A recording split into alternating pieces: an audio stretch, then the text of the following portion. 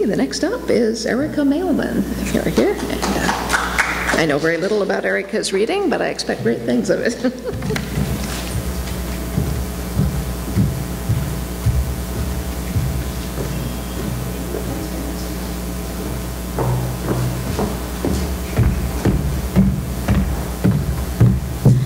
All right, before I get started, I just wanted to share one thing about myself, and I went back and forth over whether I should share it. It's kind of personal, but I thought you did need to know this one thing about me before I read this scene, and that is that I'm bringing sexy back.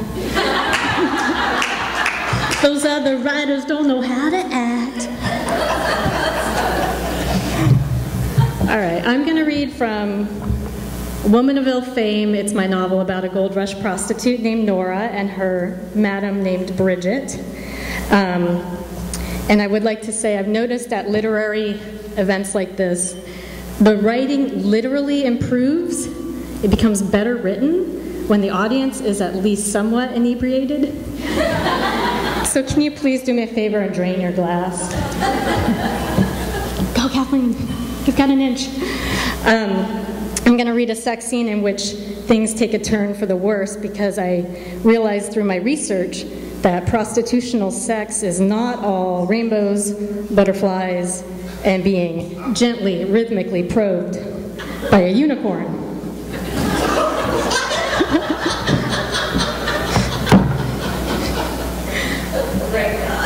When I returned, Bridget wanted to send me up to Broadway in Stockton to pay a house call. She said the gent was $9 and $90 if he was a day, and I had to wonder how he'd gotten out to California anyway. His son, a robust 60 or so, had thought me a delightful young woman and wished to pass the stimulation on to his father. I won't comment on the decision to share a woman with your own pappy. Suffice it to say, back in Boston, I did read that Greek hand-wringer about the fella Oedipus. When Bridget described the details to me, I was understandably distressed. He's bedbound. You'll have to be gentle and not put any weight on him. Yet he won't be strong enough to mount you either, so you'll have to be creative, Nora. How about just the mouth, I asked, although the thought of some limp, ancient sausage hardly made my eyes shine. The son is requesting the standard and paying triple. Does this ancestor even know I'm coming, or is this some kind of seductive surprise? Well, you're supposed to make it seem as if you're merely making a delivery, bread or cheese or something. Then you're supposed to notice him and become overwhelmed with lustful feelings. That makes about as much sense as asking a mule to draw the bath. Isn't he up in his bedroom, and don't deliveries usually happen right at the door? Creativity, Nora. He won't think much when he sees what you're offering. Great. So here I was climbing the stairs, led in by a butler that already looked 100 varieties of suspicious. I had apples in my basket. I pushed open the door at the top of the stairs and looked in to see an old man sleeping with his mouth open. The loose skin of his face jiggled with the snoring he was apparently hoping could be heard by his kin back on the East Coast. Fresh apples for the fresh of heart, I sing-songed, coming to sit on the edge of his bed. He said. This was a language I was unfamiliar with. Apples, sir, apples. Can I slice one open for you? It had occurred to me back on Price Street that his teeth would not be sufficient for a vigorous bite, so I brought a knife to make thin wedges with. What a handsome one you are, I remarked. A simple fruit girl like myself rarely sees the raw, scalding good looks you have. No response, just chewing with wide eyes. Do you find me attractive as well, sir?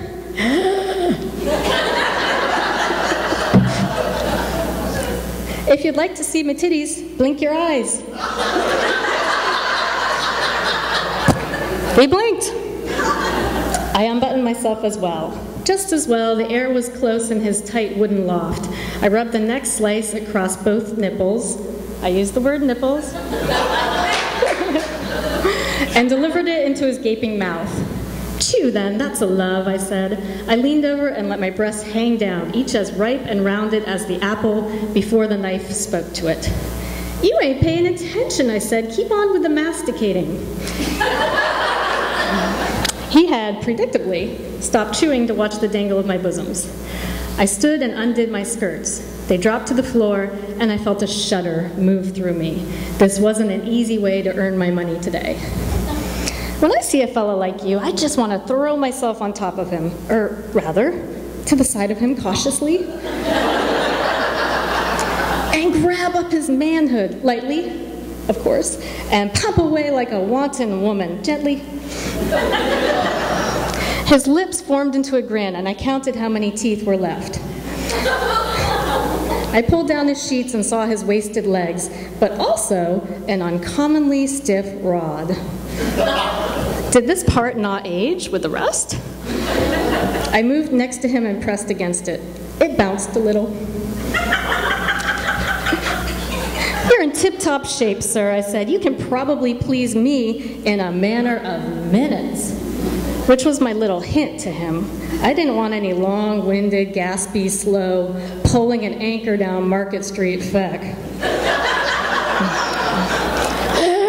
He said cleverly. Damned if he didn't roll himself on top of me and shove in like putting the scoop in the coal hod. Bless me, I blurted. I could practically hear the bones withering and the veins busting, but he thrusted well anyway. His breathing was labored and rusty, and all of a sudden, its similarity to the death rattle made me think I might be bringing this gentleman to his maker. And further, it occurred to me that maybe the son had hoped for that he wished his lingering father to head on home so he could read the will. Slow down there, sir, I said. No use of getting all chop-chop. He wheezed out some vowels at me, and I started watching the pulse under the rice paper skin of his neck. Easy there. His face got red. Redder. A vein in his forehead gained the thickness of kindling. His eyes lost their yellow tinge and got whiter against the ruddy field of his face. Without realizing it, I began muttering, Our Father who art in heaven, hallowed be thy... Yeah! He glared down at me. Sorry, I wasn't doing that for any particular reason. I'm sort of a religious prostitute. Don't mean a thing. He didn't recommence his movements, and I had seen that I had offended him. Oh, sir, 'twasn't last rites or anything like that. I'm fond of that prayer, and you see, He balanced on one hand and brought up the other to smack at me. Property, you see, badly behaving property. But it was that action, I believe, that sealed his fate as a sinner in this sphere. Poised on one spindly arm and swinging the other up in the air, he must have crushed the veins leading to his heart. He spasmed and fell on me.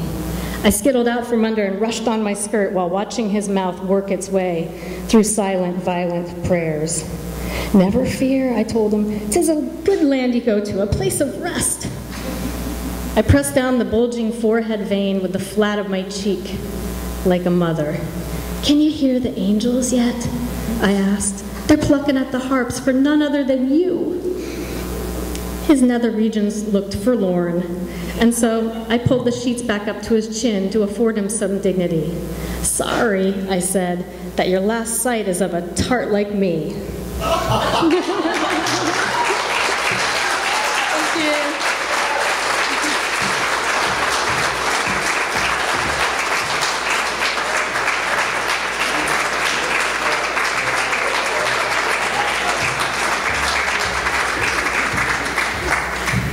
Well, I hope that book's on Kindle so I can read it on my way home tomorrow.